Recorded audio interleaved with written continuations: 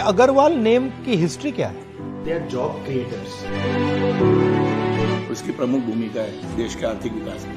हिंदुस्तान में चैरिटी होती है उसका 66% का। अनेक स्वतंत्रता सेनानी, मीडिया जगत से हमारे अनेक लोग, उद्योगों में, फाइनेंस में, हर चीज में देश को योगदान अग्रवाल समाज दे रहा है।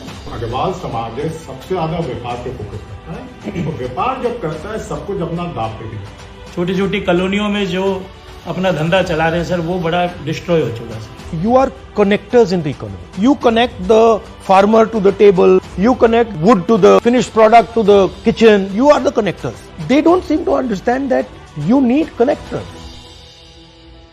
ये अग्रवाल नेम की हिस्ट्री क्या है? महाराजा अग्रसेन जी हाँ। राजा हुए हैं हाँ। हरियाणा में, तो उन्होंने देश को समाजवाद का सिद्धांत दिया।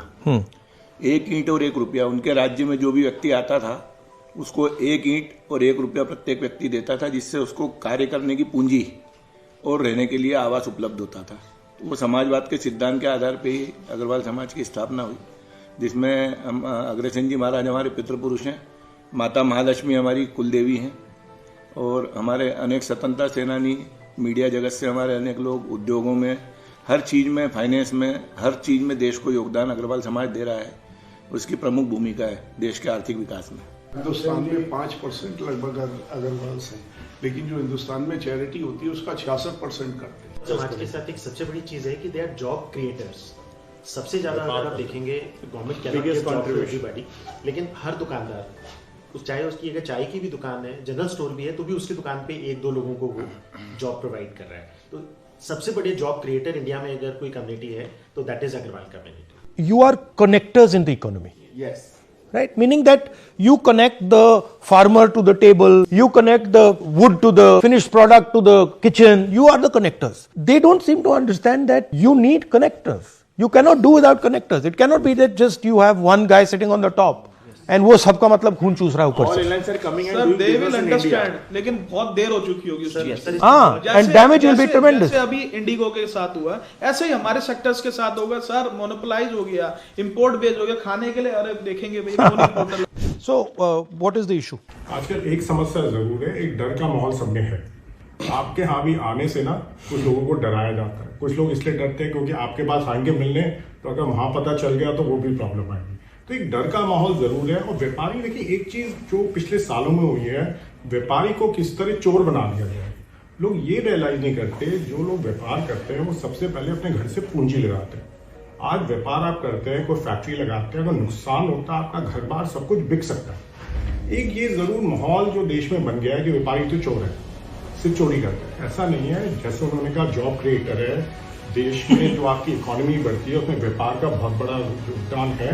और जो अग्रवाल समाज है सबसे ज्यादा व्यापार पे फोकस करता है। तो व्यापार जब करता है सब कुछ अपना दाव पे देता है। फिनिश गुड है, पहले वो 12% वाला हम बाई करता था, अभी गवर्नमेंट ने कह दिया कि वो 12% वाला हम 5% कर रहे हैं। शूज इंडस्ट्री में क्या हो रहा है सर कि जो चमड़ा है उसको 18% पे ले गए और शूज़ को 5% पे ले आए। तो जब आपने कॉस्ट तो कम करी नहीं क्योंकि रॉ मटेरियल पे रेट बढ़ा दिए हैं। तो इस तरह से खाली आई वॉश है। जीएसटी को लेके आप जितनी भी बातें नहीं, तो इसका लॉजिक क्या है? लॉजिक ये सर, कॉस्ट तो उतनी रहेगी सर। हाँ, बट फिर कर क्यों रहे हैं? जैसे मैं से ट्रेड करता हूँ सर, पल्सी से ट्रेड करता हूँ। आप एक चीज बताइए सर, हम 5 साल से आत्मनिर्भर भारत, आत्मनिर्भर कृषि का वो कर रहे हैं। आत्मनिर्भर छोड़ो सर, हम आयात निर्भर हो गए, इम्पोर्ट डिपेंडेंस हो गए। एक सिंपल सी बता दो, कौन सा इनके पास इकोनॉमिस्ट है कि हम किसान की आमदनी डबल करेंगे, हिंदुस्तान को आत्मनिर्भर करेंगे। सर 8,000 रुपए तुअर की एमएसपी है आज की डेट में, ठीक है ना। गवर्नमेंट की प्रोक्योरमेंट नियर 7 to 8% है। 5,000 रुपए में अफ्रीका की तुअर आ रही है, 5200 रुपए में, 5500 रुपए में म्यांमार से तुअर आ रही है। तो हम किसान को पागल बना रहे हैं, व्यापारी को पागल बना रहे हैं, सरकार को। तो is it 30% below MSP? But is it confusion और is it malice? Sir, it is not a confusion, sir. They are just making up. But why do malice to so many people? What is the idea? So there is no clarity at the level of the government. No clarity. Right. Just somebody gives an idea, they just implement it. The media is open to them. Everything is printed over there. लोगों के दिमाग में वही बैठ जाता है कि government has done the right. लेकिन actual में it is not. सर मैं अपने chemical sector का बताता हूँ आपको। Chemicals के अंदर major products सब imported है। Indian industry नहीं flourish कर रही। एक छोटा सा प्रोडक्ट है सिट्रिक एसिड। सर कोई भी food processing industry, pharma industry उसके बिना नहीं चल सकती. Sir can you imagine not even a KG is produced in India. 1 lakh metric tons is imported every year. कहाँ से आता है? Sir China and European country, majority China, because that is cost effective. ऐसे से बहुत सारे raw material. What I am seeing is that government has given up on the idea of production. Absolutely. कि they have just हाथ उठा लिए and they are saying कि भैया चाइना का माल यहाँ बिकेगा and that's it, खत्म. Just import it and consume. तो what is this inverted duty structure? हम एजुकेशन सेक्टर से बिलोंग करते हैं सर. सर अगर आप पेपर की बात सोचेंगे तो 3 ही चीज़ें दिमाग में आएंगी, कॉपी, किताब और उसके बाद में डब्बे जिससे बनते हैं. सर तीनों ही चीज़ें हमारी जीएसटी के बाद छोटी इंडस्ट्री स्टेक पे लग गई है. Number 1 is notebook copies. Copies पे सर पहले आज 18% पेपर पे जीएसटी कर दिया गया है, जिससे कि 18% आपकी कॉस्ट चढ़ गई, लेकिन कॉपी को कर दिया गया 0 पे. उससे इशू नहीं है सर. इशू ये है कि 0 पे जो पेपर खरीद रहा है उसे कोई इनपुट सर्विसेज का जीएसटी बेनिफिट ब्लॉक कर दिया गया है. अगर पहले जो कॉपी 50 रुपए की थी वो कॉपी आज 62 रुपए की मैन्युफैक्चरर को कॉस्ट कर रही है. वैसा वर्षा क्या हुआ है सर कि जो बिग मिल्स हैं इंडिया के, अगर वो आज 0% पे वेस्ट खरीदते हैं और 0% पे ही कॉपी बेच देते हैं, उनकी कॉपी तो 50 रुपए की रह गई सर. और जो हजारों लाखों कॉपी मैन्युफैक्चरर्स हैं वो सब उनकी कॉपी 62 रुपीज की हो गई. वो एक भी कॉपी मैन्युफैक्चरर अगले 2 साल में दिखेगा नहीं सर. बंद करना पड़ेगा सर.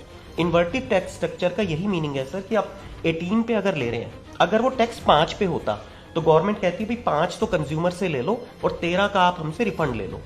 लेकिन अगर 18 पे वो प्रोडक्ट, 18 पे वो पेपर खरीद रहे हैं और 0 पे बेच रहे हैं, तो उन्हें 18 का 18% गवर्नमेंट को जीएसटी को जमा कराना पड़ेगा, क्योंकि जो भी प्रोडक्ट 0% जीएसटी में है उनका ITC input claim government block कर देती है.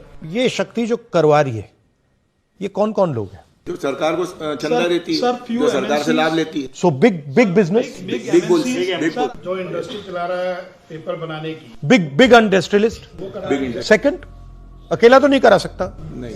Then बड़े हाउसेज हैं पेपर बनाने वाले. ठीक है.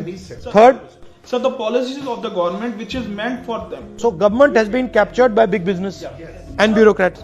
So it is a combination between big business, government and bureaucrats. मुझे ऐसा लगता है कि कुछ 100 लोगों की एक कम्युनिटी है जो आज इस देश को पूरे को कंप्लीटली रन है. वो उन्हीं की एडवाइस के ऊपर इस काम को किया. उसमें 100 लोग. We cannot have a system that is running for 5% of people. Like I talk about Jati Janganna and I say look, 90% of population is not being represented. But I can use that same frame here.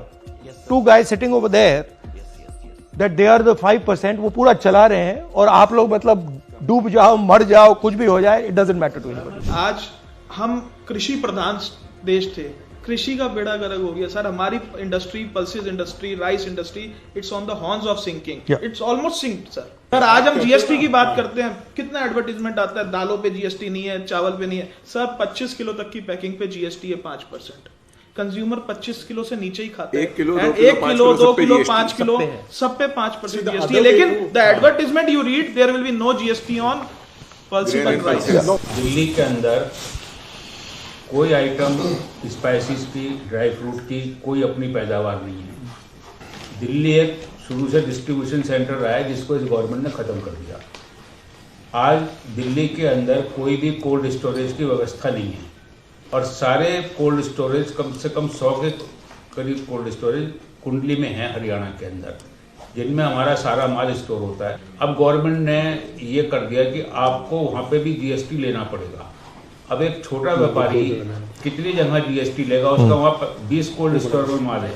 इन्होंने sir एक पहले यह circular दिया, इसके अंदर ये लिख दिया कि आप माल रख सकते हो अपना कोल्ड स्टोर के अंदर हरियाणा में. उसके बाद ये उसी डिपार्टमेंट ने सर्कुलर निकाल दिया कि आपको जीएसटी लेना पड़ेगा. Okay. If you are using small and medium business as a funding source, you cannot concentrate power like the Prime Minister. Yes, Prime Minister is basically saying that I'm going to build monopolies in every industry. After that, he is saying that none of these monopolies can support the opposition. Khatam Gani. He thinks that India can become like a Japan or a Korea. But what he does not realize is that their monopolists are all producers. Our monopolists are all traders. Yes, all traders. They're exporting it. So our guy will never produce like a Honda or a Toyota or a Nissan. Something else. They are innovators also. Innovators. No, our guys are innovators. Sir हमारे साथ I mean, हमारे में innovation की कोई कमी नहीं है. We can do it. Sir, we Easily. have the potential, but we are not using the potential. Sir, we don't have funds for that. Sir हमारे साथ It's a finance. But specifically मुझसे आप क्या चाहते हो? कोई एक चीज रेज करनी है क्या? बेसिक प्रॉब्लम ये है कि हम लोगों का बिजनेस लगभग खत्म हो गया सर मैंने 10 साल पहले आपको उत्तराखंड में सुना था, आप ये कह रहे थे कि मोदी जी की पॉलिसी छोटे दुकानदारों को खत्म कर रही है, बड़े उद्योगपतियों को दे रही है। उस टाइम सर मुझे भरोसा नहीं था आपकी बात पे, मुझे ऐसा लगता था मैं जे कॉलोनी में बैठा हूँ, मेरी दुकान पे ये बड़े लोग क्या करेंगे। आज सर मेरा बिजनेस ऑलमोस्ट 80% खत्म हो गया है। और मेरा ही नहीं सर, जो सुबह सब्जी वाला मंडी जाता है 2000 की सब्जी लाता है सर, उसका 10 रुपए का धनिया पुदीना ऑनलाइन आ रहा है सर, वो भी बेचारा कहीं ना कहीं खत्म हो गया। तो मेरी आपसे एक छोटी सी डिमांड है सर कि कहीं ना कहीं हमारी इस वॉइस को किसी प्लेटफॉर्म पे उठाया जाए कि हमें प्रोटेक्ट किया जाए। हम बहुत छोटे छोटे दुकानदार छोटी छोटी कॉलोनियों में जो अपना धंधा चला रहे हैं सर, वो बड़ा डिस्ट्रॉय हो चुका है sir. Okay, thank you very much. Nice to meet you.